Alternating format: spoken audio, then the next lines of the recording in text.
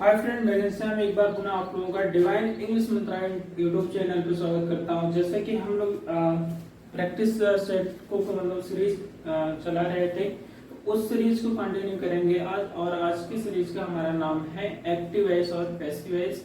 जैसे कि अगर मैं एक्टिव वॉइस और पैसिव वॉइस में बात करूं तो हम लोग पिछली वीडियो में मतलब डे 7 तक की बात की है, तो आज हम लोग लेने वाले हैं डे 8 की। आप देखेंगे कि हम लोग डे 8 में कितने क्वेश्चन को लेते हैं, और ये क्वेश्चन मोस्टली ये रिलेटेड टू है टीजीटी एंड पीजीटी लेवल से।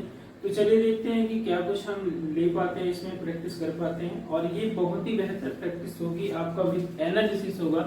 और ऑप्शन को कैसे एलिमिनेट करेंगे और कैसे मतलब हम ऑप्शन को करेक्ट चूज करेंगे, ये सारे मेथड को मैं बताऊंगा आपको। बहुत ही आसान तरीके से आप इसे कर पाएंगे। तो चलिए देखते हैं कैसे क्या है। आज के अगर मैं पहले क्वेश्चन की बात करूं तो हमारा पहला क्वेश्चन यहाँ पे इस प्रकार है, जैसा आपको दिख पा रहा है कि it is time to ring the bell. ये कहा गया है कि it is time to ring the bell. अगर मैं इसकी बात करूं तो इसको पैसिव वॉइस बनाना है। क्या बनाना है डियर दोस्तों? इसको बनाना है पैसिव वॉइस। तो चलिए देखते हैं कि क्या होता है इसका पैसिव वॉइस। तो मैं बताऊं कि जब भी आपका सेंटेंस इट इज टाइम से शुरू होता है तो यहाँ पे जो 2 + v1 दिया जाता है, यानी क्या दिया जाता है 2 + v1, इसे हम बोलते हैं इंफिनिटिव। और इंफिनिटिव के बाद अगर कोई ऑब्जेक्ट आता है तो इसका पैसिव वॉइस इस तरह बनाया जाता है। यहाँ पे दो प्रोसेस आ जाते हैं। अगर यहीं पे फुल स्टॉप होता तो ये बहुत आसान हो जाता, कुछ नहीं करना होता है, इसमें कोई चेंजेस नहीं होता है। बस यहाँ पे जो इंफिनिटिव होता है उसमें 2 यानी b लगा करके हम लोग क्या करते हैं, थर्ड फॉर्म कर देते हैं। तो वो हमारा बहुत आसानी से मतलब पैसिव वॉइस बन जाता है। लेकिन प्रॉब्लम कहाँ है कि अगर इस इंफिनिटिव वर्ब का भी कोई ऑब्जेक्ट होता है तो इसको हमें लेना पड़ता है विद प्रीपोजिशन, यानी फार से हम इसको ऐड करते हैं। जैसे कि आपको मैं अभी दिखाऊंगा। देखिए यहाँ हम लेते हैं तो सबसे पहले देखा जाए कि कॉमन सा क्या मिलता है। इट इज टाइम तो कभी चेंज नहीं होगा, तो it is time, it is time, it is time, यानी कि इट बी को हटा देंगे। सीधी सी बात है कि इट इज टाइम तो चेंज ही नहीं होगा। हाँ, ये देखिएगा कि इट इज टाइम के बाद या यहाँ पे कोई दूसरा नाउन आ जाए, जैसे इट इज मनी वगैरह हो गया। इट इज के बाद नाउन है और नाउन के बाद अगर 2 + v1 दिया है और वहीं पे फुल स्टॉप लगा दिया तो यही टू बी करके उसका बना देंगे। जैसे कहने का मतलब है कि अगर यहाँ पे 2 + v1 है तो इसका जो पैसिव वॉइस होता है वो हो जाता है आपका 2b प्लस वर्ब का थर्ड फॉर्म हो जाता है।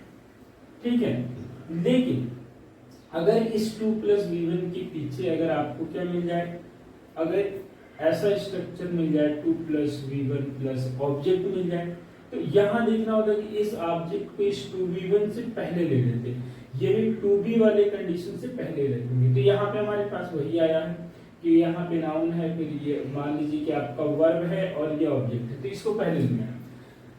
तो पहले लेने से वो होगा कि हमें एक प्रीपोजिशन के साथ ऐड कर देना होगा। तो वो प्रीपोजिशन हमारा क्या होगा, फार होगा।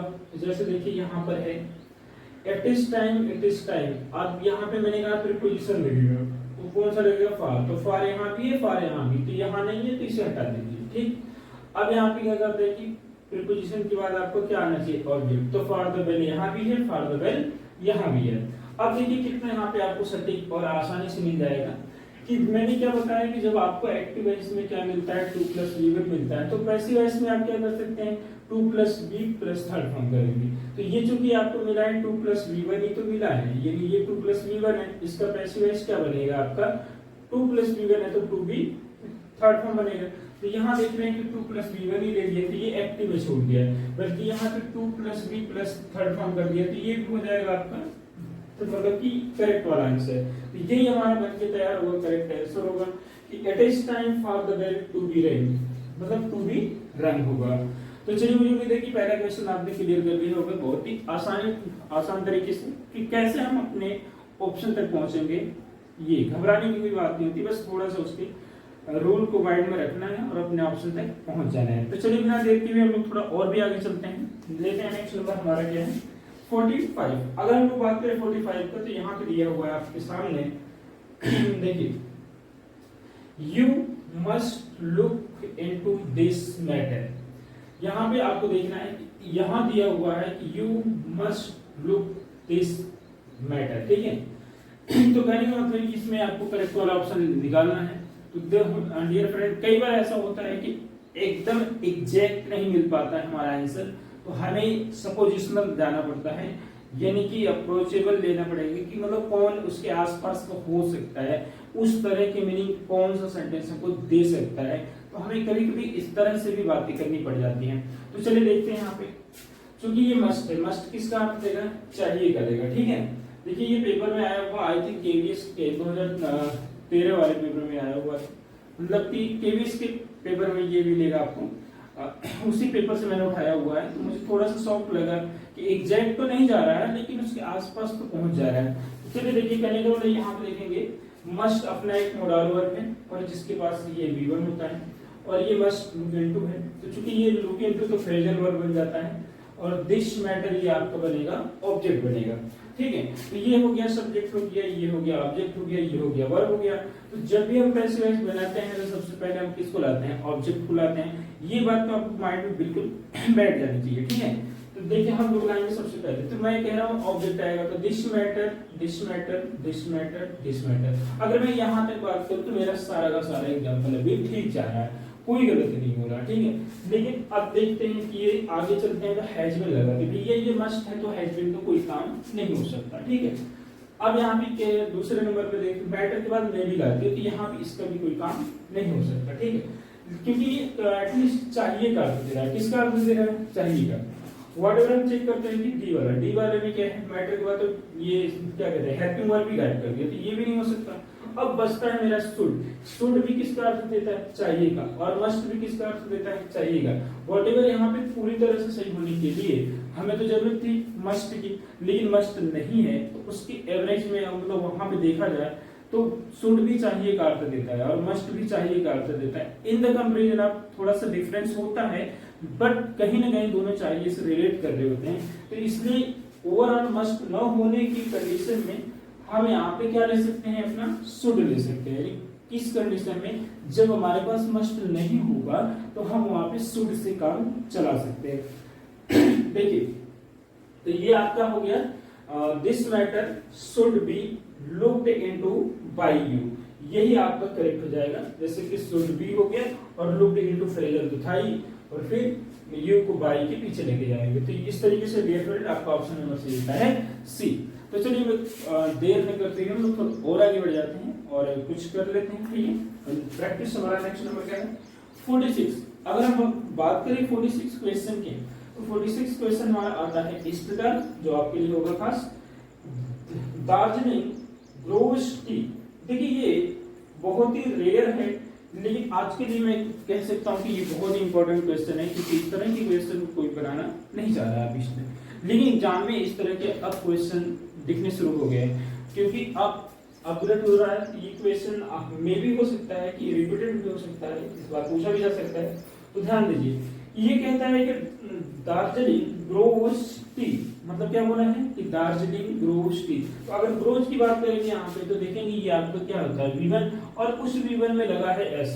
तो मैं बता दूं, जब भी सब्जेक्ट के बगल में अगर V1 हो और V1 में लग जाए S, तो उसे हम कहते हैं प्रेजेंट इंडेफिनिट। कौन सा इंडेफिनिट कहते हैं, प्रेजेंट इंडेफिनिट कहते हैं, ठीक है। अब देखिए यहाँ पर डियर फ्रेंड, ये हो गया आपका ऑब्जेक्ट हो गया, और ये हो जाएगा आपका दार्जिलिंग, क्या हो जाएगा, सब्जेक्ट हो जाएगा, क्या हो जाएगा, सब्जेक्ट हो जाएगा। अब यहाँ पे देखिए, टी ग्रोज इन दार्जिलिंग, तो ये कहता है कि फर्स्ट फॉर्म ही है, तो इस फर्स्ट फॉर्म में तो इसको क्या करेंगे, आप कैंसिल कर देंगे, क्योंकि यहाँ पे फर्स्ट फॉर्म तो चाहिए नहीं। एटलीस्ट आप पैसिव बना रहे हो तो आपको थर्ड फॉर्म की जरूरत तो पड़ती ही पड़ती है, तो यहाँ पे आपको ध्यान देने की जरूरत तो है ही।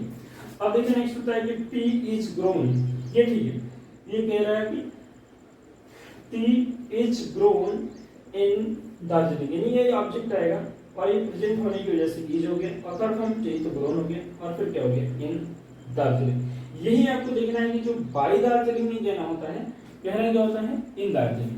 इट इज द मैटर, क्योंकि वो प्लेस है, और वहाँ प्लेस है तो कोई प्लेस ना करें, सीधे सीधे वहाँ पे स्थान है तो इनकॉर्पोरेट करेंगे, कि उसके अंदर एरिया की बात हो रही है, तो बाय दार्जिलिंग नहीं, इन दार्जिलिंग होगा, ठीक है।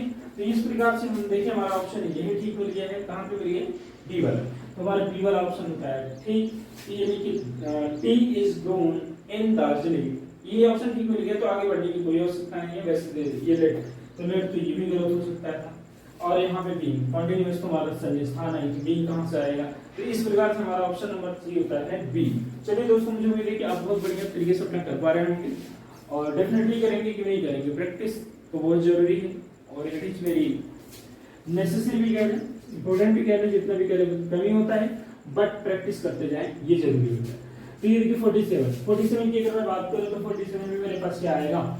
ये आ रहा है कि पीपल, यानी सॉरी ऐसे कहें कि the people will elect him president. अब देखिए यहाँ पे सबसे पहले क्या होता है ना, सेंटेंस को जस्टिफाई करो। सेंटेंस हमारा क्या है?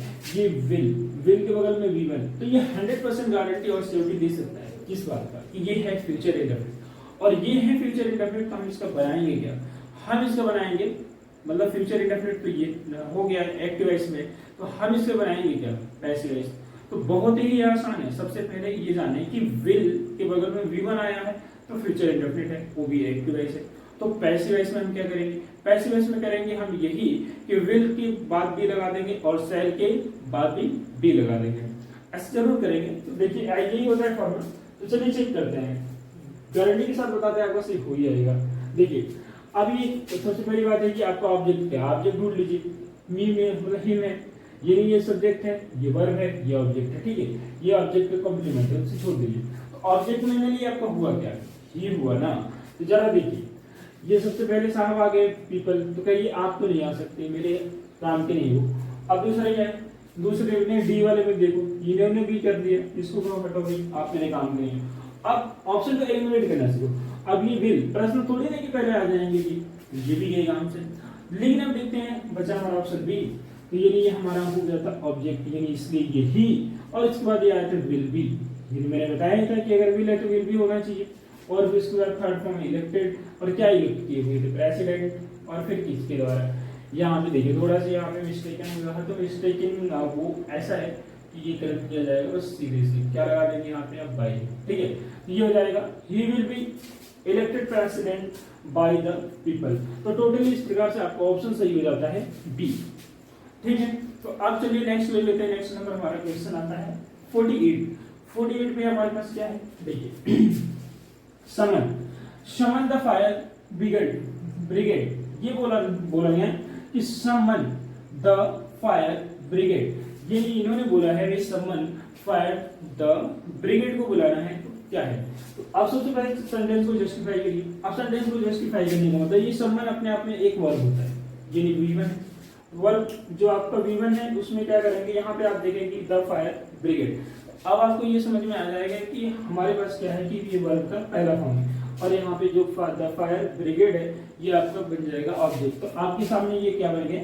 मतलब ये बना आपके सामने वर्ब के बगल में ऑब्जेक्ट बन गया। ठीक है, अब आपको इसका क्या बनाना है? इसको बनाना है पैसिव वॉइस। चलिए देखते हैं हम लोग कैसे बना देते हैं। अपना पैसिव वॉइस बनाएंगे, डेफिनेटली बनाएंगे। देखिए मैं बताता हूँ।